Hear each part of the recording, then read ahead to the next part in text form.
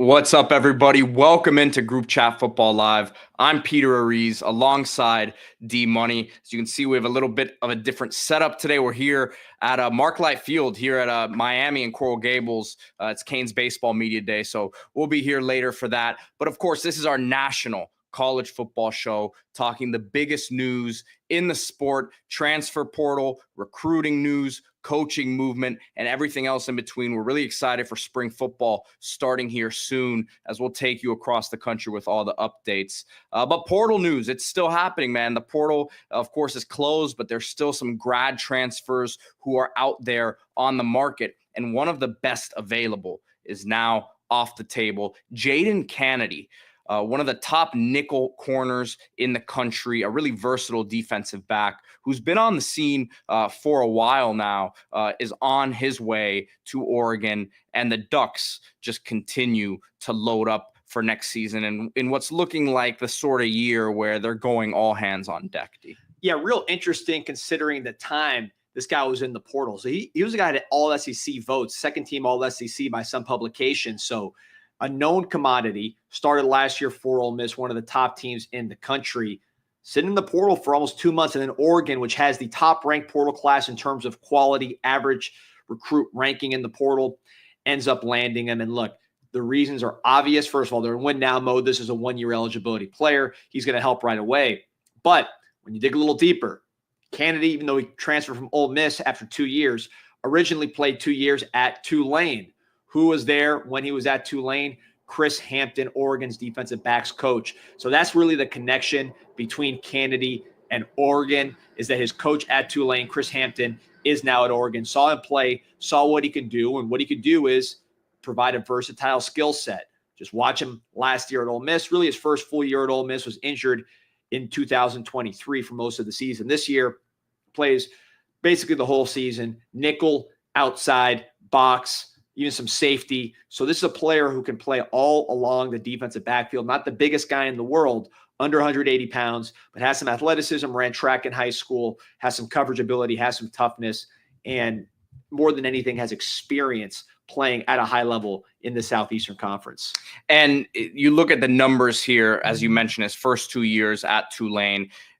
As a freshman, burst onto the scene, 2 interceptions, actually hasn't had a pick since, which is interesting, but that's not the part of his game that's interesting to me. It's just he's always around the football. 55 tackles his freshman year when, look, he's not the biggest guy in the world, listed at 5'11", 185, but he's never going to be a physically imposing force on the field. But what he has a high football IQ. He is twitchy, but just always seems to be around the football, has a knack for the ball. And you see, great freshman season, was hurt in 2023, his first year at Ole Miss. And then last season, 11 pass breakups in that star position for Ole Miss. A huge number there. It just shows you just has a way of always being around the ball and getting his hands on it. Yeah, that 185 surprised me. I thought he was under 180. P, you met him in person. Is that... Yeah, I mean, look, when I met him maybe 3 years ago, I think it was lighter than that. But that was 3 years ago. So, right. So that was, we'll give him 185. I apologize. A lot can change. A lot can change. I apologize. In 3 years in a college weight room program, especially he was at that time going from Tulane to Ole Miss, so he was not in that SEC weight room program. But either way, again, that doesn't take away from the fact that I don't think if you're an Oregon fan, you shouldn't be expecting a guy who's again, a physically imposing force, but that does not mean he can't play the game at a very high level. Sorry, Jaden, didn't mean to undersell you on the weight. Jacksonville native from Sandalwood High School, a school that produces a lot of players, most of whom, a lot of whom go to the SEC. So not a ton of Jacksonville presence for the Oregon Ducks, but that's what they are doing under Dan Lanning. They are going all over the country, whether it's high school or the portal. A lot of young defensive backs entering the Oregon Ducks program from all over the country. So there's going to be some competition there. But I think when you look at the nickel position, the star position, experience matters. And Kennedy's experience at that particular position, along with the versatility to fill gaps elsewhere, will get him on the field. And this is a team with Oregon. Look, yes, he's a one-year player. Is he going to be blocking some of your 5-star, 4-stars? Maybe. But you didn't meet all your goals this year, even with a phenomenal season. So I don't think developing young players is going to come at the expense of trying to win now and bringing in a talented player like Kennedy. Interesting that it took 2 months considering the connection with Hampton, but I think they really just wanted to see how things fell, and they still had that need before spring practice and decided, let's get this thing going. And this is interesting. This is a tweet from 2022 here. As Devin Jackson said, always keep an eye on the future. Tulane safety / nickelback Jaden Kennedy already displays high level of flashes of footwork, patience, ball skills to be a future NFL draft prospect. And I remember this game. This is against Oklahoma on the road. Made a couple big plays. You see him here. The pen is on his spot there, and he makes an amazing play on the ball for one of his 2 picks on the season. And then as the tape keeps rolling here, I believe this was a play made on Desmond Ridder at Cincinnati. Here's Oklahoma game again, him coming up and showing some of that physicality and willingness. This is Desmond Ridder at Cincinnati. So this is him making a play here behind the line of scrimmage. Just goes to show you this guy's played a lot of ball. He's been around, but again, a nice piece for Oregon that you can just slot in there and expect to be a guy who's always around the ball and someone who is disruptive in that secondary. Yeah, finished 4th in the state in the 300 hurdles in the state of Florida. Also ran the 200 time below 23. So he has some speed. Is it going to be, a Naeem Offord type athlete? No, this is just going to be someone who brings veteran experience, versatility, and more than anything, IQ and instincts and familiarity with how Coach Hampton likes to coach. So I think there's a good move. Oregon had a top 10 pass defense in the nation last year. I would expect that to continue. So that was big portal news.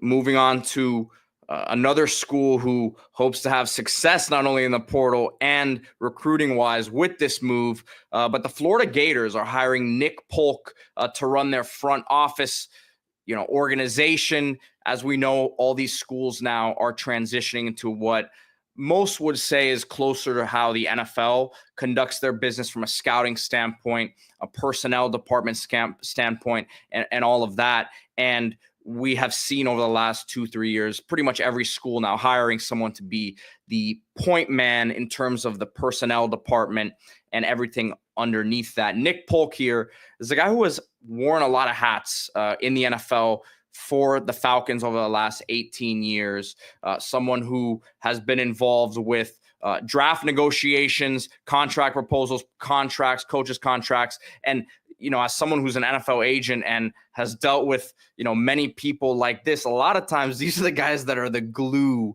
for maybe they're not the GM, they're not the one who's running the organization in terms of the decisions, but without a guy like this who really makes everything run cohesively, getting all the paperwork in, getting the deals actually signed from a standpoint of like paperwork and all that. This is someone who's done it for a long time at a very high level in an organization, the NFL, with the Atlanta Falcons. Yeah, with Polk, I like the versatility of the experience, right? The diversity of what he's done, because he's been a football coach on the field, on the grass. He was a head coach at New Haven, been around smaller programs. So he's a football coach, then at the NFL level for 17 years, working right with Dimitroff, the GM at that time of the Falcons, like Pete mentioned, contract negotiations, cap, all the things that are now coming into the college game potentially with this settlement, with the revenue sharing, then going to the agent side and negotiating on behalf of the players at Athletes First, which is one of the top agencies in terms of NIL. So he understands the modern NIL situation. He's not just saying, okay, I'm going to translate what I had in the NFL to college. He knows the college part of it already as well from the player side. So the professional level experience and cap management, those sort of things, negotiations, the agent side to know how the players like to negotiate things they're looking for, sort of, ways to, I'll say take advantage, but understand their situation and get the best deal for your school. And then the fact that he knows how it works, and he's a football coach. So, he understands player personnel. He understands making a team, not just numbers on a spreadsheet. So I think when you're a team like Florida, and look, Florida has had issues, let's just say with communication on some of these NIL issues. We all know about the Rashada situation. That's not going to happen under a guy like Polk. That is the past. Now that they have someone like this, Florida did not pursue too many players in that initial portal window here. Much more focus on that high school class where they signed some really, really good players, particularly late after DJ Lagway had some success. Maybe you see the Gators make an even bigger splash in the portal post-spring and put the finishing touches on a team they hope to compete in the SEC. Yeah, and just a couple things on the hire here. Florida hasn't really had a problem, at least this last class, attracting big-time talent, but it's about organizing the entire recruiting effort. So I think that's where Polk comes into play. And this, if you're in Polk's situation, I think what he brings to the table too, we talk about salary cap in the NFL, talk about how it's becoming a thing now with your NIL budget. There's going to be obviously revenue sharing as well, which won't be connected to the NIL budget that comes outside of things. But it's not just the salary cap for the NFL where everyone has their contracts that you're trying to figure out there. This reminds me more of when it's right after the draft, every team has a budget to sign undrafted free agents. Stuff happens quickly. Recruiting happens a lot faster sometimes in terms of, you have a certain budget allocated to one guy. You think you're going to land him. That money now is back on the table if he makes a last-second flip and goes to another school. That happens a lot in these undrafted free agent situations. There's two teams bidding on a guy, offering, a bigger signing bonus.